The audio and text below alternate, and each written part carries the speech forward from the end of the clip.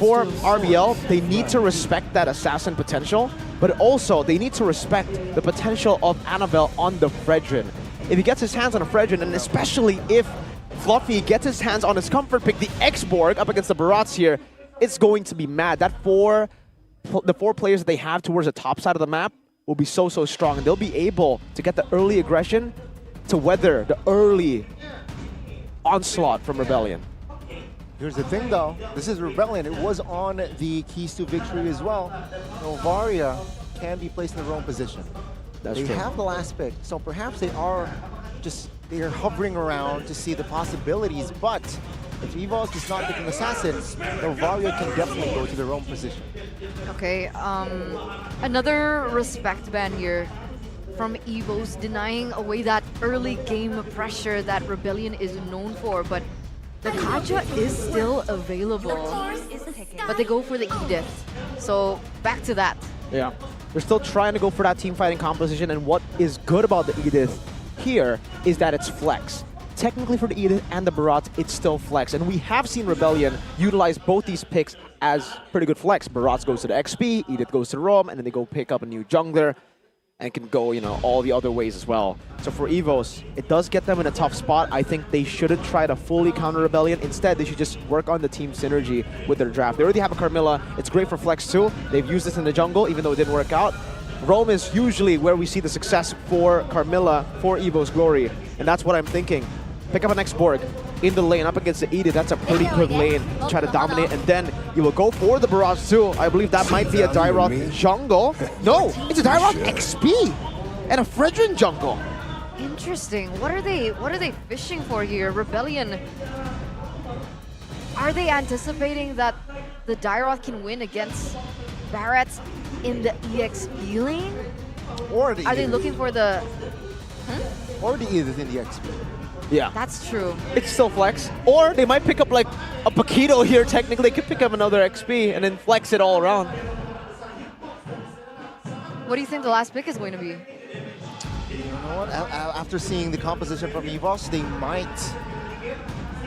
Do they have enough will? Yeah, I think this Novaria can definitely be Roam. They pick up another mage that can burst. So I'm guessing Lilia, but no, Lapu, so Edith Roam. It's going to be standard composition here from side of Rebellion. Yeah. Fluffy on the Dairoth. That is going to be a Dairoth in the EXP lane. What do you think about the compositions? I think for Rebellion, they have a more balanced composition. For Evos, it's much more protect Mr. President. But also, I really want to question the Dairoth pick, right? Because we were talking about the X-Borg, maybe other picks for Fluffy, but we didn't think about the Dairoth at all. And especially here, because for Dairoth, usually you pick him up when you have a physical damage dealer that can deal even more damage with that second skill for Dairoth that reduces physical defense. Now I wonder who that's going to be comboed with, because Fredrin, I don't think Evos will be relying on Fredrin to deal damage. Maybe it's because it's the early game. Maybe they want to look for that early game with the Dairoth. But expect this Dairoth to try to go full damage, because that's the only way I see that Dairoth build this game. And with that being said, I'm expecting a lot of action even from the early game. We'll see how this pans out. Ladies and gentlemen, one more match win will give the White Tigers their running chance for the playoffs stage. Welcome to the Land of Dawn for game number 1 in the Battle of the Blues. Let's get it. Taking a look at this game so far, my bad by the way, the X-Borg was banned already in the first phase. Didn't notice it quite late. Before the Dairoth pick, let's take a look at how this Dairoth actually plays out. So he actually does go Quantum Charge. I think he does want to go for a little bit more of an aggressive style here up against Cars to possibly go for invades early with the Carmilla too. You can see Dreams already start things off very aggressively. And D as well with the Quantum Charge, but this time no crazy spell. It's still with the Inspire. No Flicker, no Purify. Brands and D also with the Tenacity. It's attack speed for D, and it's the Thrill for Brands. But Fluffy, yeah, as expected. That's a full damage build, it seems. Master Assassin and the Rupture. So they're relying on the front line coming through from the side of the Fredrin.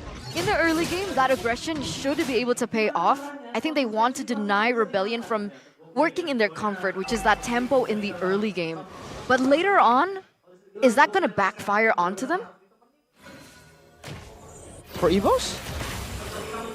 I think we'll just have to see here the way that they play it out, because for Fluffy, I don't know how he's building, because based on the emblems, it should be more of a at least semi-tank build if he wants to be a bit more defensive.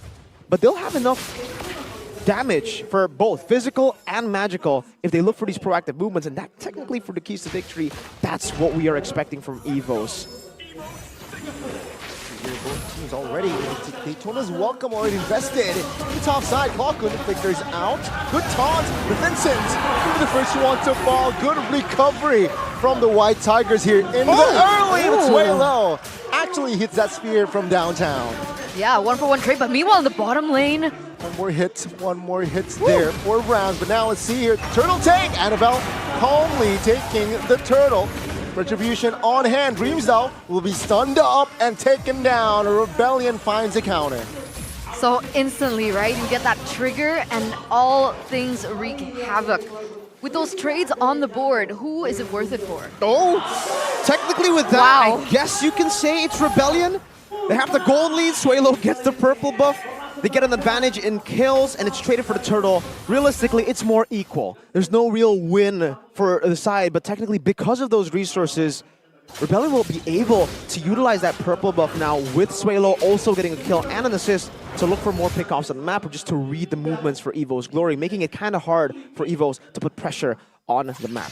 By the way, fun fact, the last time that both of these teams met, it was a 2-1 victory for Evos, but that one game that they won, Rebellion, was on Suelo on the Novaria, who was also really active, stealing not just the buffs, but also the neutral objectives. So we're literally seeing the exact same thing coming through from Suelo. The fact that he was able to steal that purple buff did give them a big advantage. And we'll see how they're going to be able to translate this after this third minute. It seems like Rebellion definitely have a buff of their own so far after playing in the Hero Tournament, playing super well here with this composition too. This is a normal comp that we are used to seeing from Rebellion in that competition. So maybe they've been saving a lot of these strats. Speaking of the XP, we did see how lethal this burst could be from the Dairoth. But again, he's a bit glass cannon. So if he does dive in deep later on in these team fights, he's going to have to pick and choose the moments to actually deal damage. He can get bursted. Like an assassin Dairoth, you would say? Almost. That's why I'm waiting for the build. Because for the build right now, it's still semi-tank kind of. He has a leather jerkin, he has a fury hammer, he's building towards a heptases, I believe. So more on that semi. I expect it to be a bit semi. I don't know, but we'll see. Maybe he goes for damage if he continues to snowball. But right now, both these teams are going to be posturing onto the next digital objective. There you go. The next item for Fluffy. But meanwhile... Defensive Bravest Fighter, not a good signal there for the Blue Bulls to set this turtle up. Prematurely as well. As Rebellion now, they are still hovering around trying to grab space. Evos Glory with 5 now already, the top side. Rebellion looking for a contest. It seems like they will not have space. Brands securing the second turtle of the game. Good turtle take by Evos Glory. Instant response from Rebellion. Great that Rebellion actually knew that that turtle was not fightable. No Bravest Fighter. Evos have so much CC with the Curse of Blood as well. If you clump up in these team fights early game, you are going to get punished for it. So Rebellion instead look for the trade. And so far, they are still able to withstand that gold lead. They're probably looking for that mid-game power spike to really strike, because that's what you can expect in this composition. 2 Dreadnought armors already, though, for the side of Rebellion, and 1 steel leg plate for Aldi TZ. Trying to hold on from that early damage, which will mostly come through Annabelle and Fluffy. But as Clockwood continues to build these magic damage items, that's where they need to really prioritize some more magic. Body caught though. Rebellion wasn't able to recover. They were looking for that top lane. But Evos, a very good read and a very good commitment on towards Audi.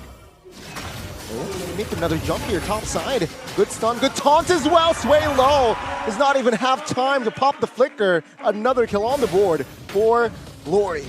Talking about surviving that early game pressure coming in from Evos, that's 2 members taken down, traded for nothing. Evos going to be able to pick up a little bit of that gold lead as Dreams. Looking for another play, perhaps? Here, Glory on towards Brands, Inspire, locked in, and Brands is able to be locked down, D, with practically the solo. So that is a trade over for Brands, slightly slowing the fact that he could potentially go for a snowball. But it does shut him down and put him in his place. But Rebellion, I don't think they're done. 4v2, good stun on towards Dreams now, good knock-up as well. Annabelle now taking some heat, but Dreams at the backside will not be able to find an angle. That's a bait there. Good knock-up again by Audi. Now the immunity though, Annabelle will be the first one to fall. The turret as well as it was rated top side. Rebellion looking for some counterplay. Big W for Rebellion though, the fact that they were able to take Brands down as well and then clear up the wave. They shoved in the lane and now Brands, he's actually rotating towards the turtle side. They get a mid turret too, so incredible value as Rebellion put themselves in a good spot to go for this turtle. This is a Rebellion turtle, should be. Yep, perfect turtle, no more for Evos Glory as Rebellion picks up the final turtle. And Evos Glory, they are the ones looking quite lost here in minute 7. That was really good timing as well, right? Because the fact that they were able to collapse that domino effect and the timing that Annabelle wasn't even on the board for that neutral objective contest really just did a signal that Rebellion could take hold of the map.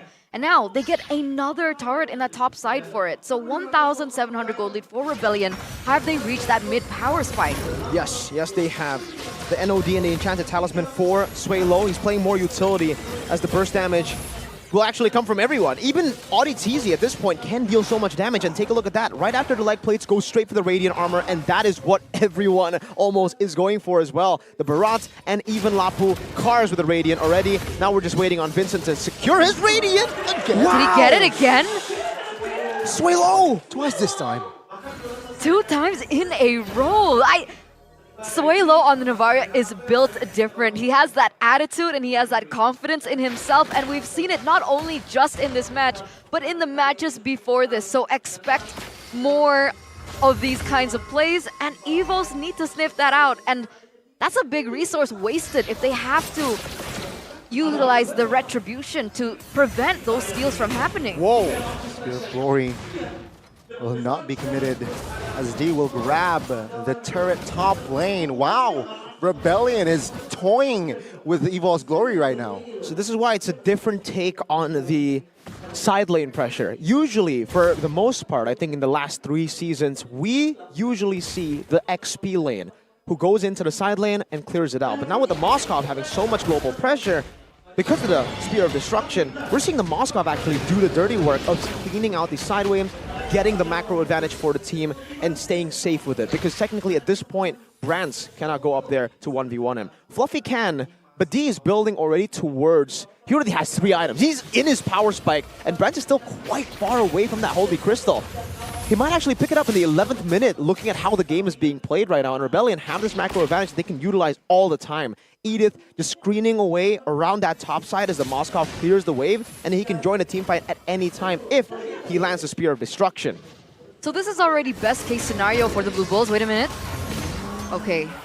And that's going to be a purple buff taken in from D. But back to that point, this is already the perfect scenario for Rebellion. They've been able to amount for an advantage. But Annabelle going to go for the contest. He's a level below Vincent at the moment. If he reaches that level 12, Vincent should be able to pick up that 13. But it looks like Evos want to commit still. Evos Glory here.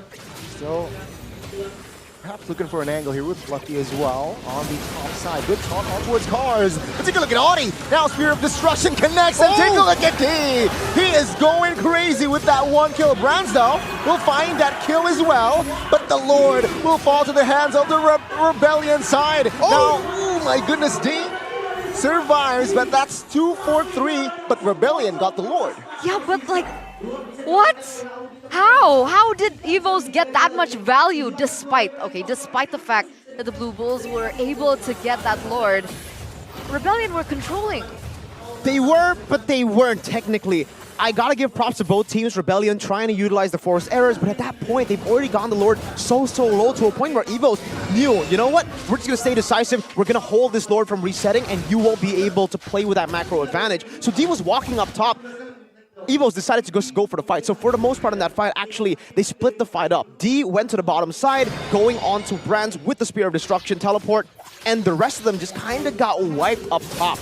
Luckily, it's still very worth it for Rebellion. Their carry still stayed alive. No shutdowns given toward Evos Glory, and they get the Lord. So they'll be able to utilize this Lord advantage with a lot more pressure coming down on Evos. Sastralico spots 4. Annabelle is there as well. Good airborne there towards Dreams. But Evos Glory, they will be able to handle the Lord. This is the first Lord, mind you. Rebellion will be able to get almost all of the tier 2s. That tier 2 in the bottom lane, though, is still standing. Nobody's going to clear it just yet.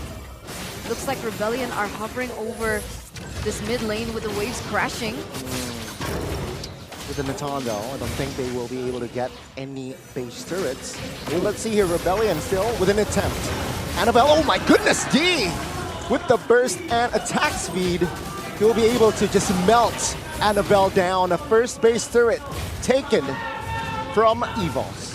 Wonderfully done, man. This is beautiful by Rebellion.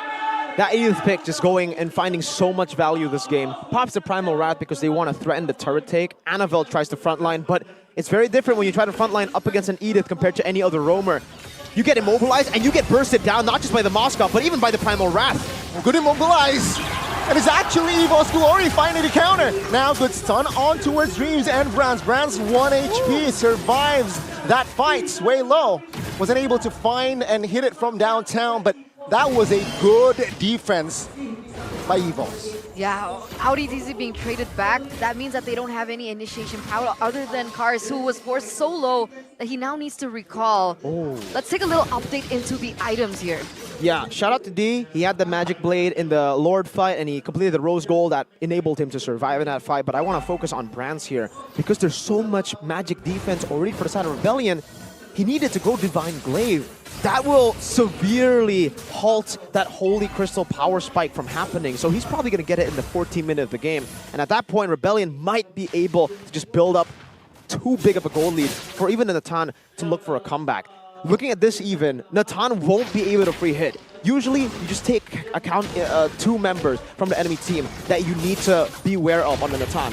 Now, technically, with the Edith and Lapu, that's 4 members that you need to be aware of in all these team fights. How they disengage, how they engage. And technically, it's all up to Rebellion as to when they want to take these fights. They've been winning because they can actually bait out the entropy quite easily with poke from Audi TZ, with Kars using the Bravest Fighter defensively or offensively, and obviously Audi TZ with the Earth Shatter. He can just disengage at any time. So for Rebellion, they call the shots. It's all up to Evos to just react to the shots. How they actually look for pickoffs, that's, I guess, their key to victory at this point. Either they fully turtle in their base, look for like a defense and wait for a mistake, or they go for a pickoff. But I don't think a pickoff will come in right here. Rebellion look too clean right now. The mind games, that's definitely the key point at the moment, but Brands just secured his Holy Crystal. Very close. Echo spots 5. Audi to conceal. Oh, Tono's welcome now, invested early. Fluffy will lose his immortality. Taking to the backside. He's actually Brands taken down and Flockton as well. Rebellion now going crazy with D. Is just going ham on towards Dreams. Dreams will not survive. That's a double 4D as well. Another shutdown. And that's Rebellion going for the wipeout. Annabelle in a no man's land, looking for a defense, looking to escape, but D will focus on the turret, and Rebellion, they will have a say in the first game. Who needs that power spike? It doesn't even matter if you get the Holy Crystal power spike for Brands. If you're instantly deleted off the map by the Moskov, steered in by D. That last Malefic Roar coming through, that was just like his signal to go ham, go into the team fight. And at some point, I could have sworn that they anticipated that. Evos anticipated that move. They had a 3-man rotation towards that bottom side, anticipating that Moskov would go for the split.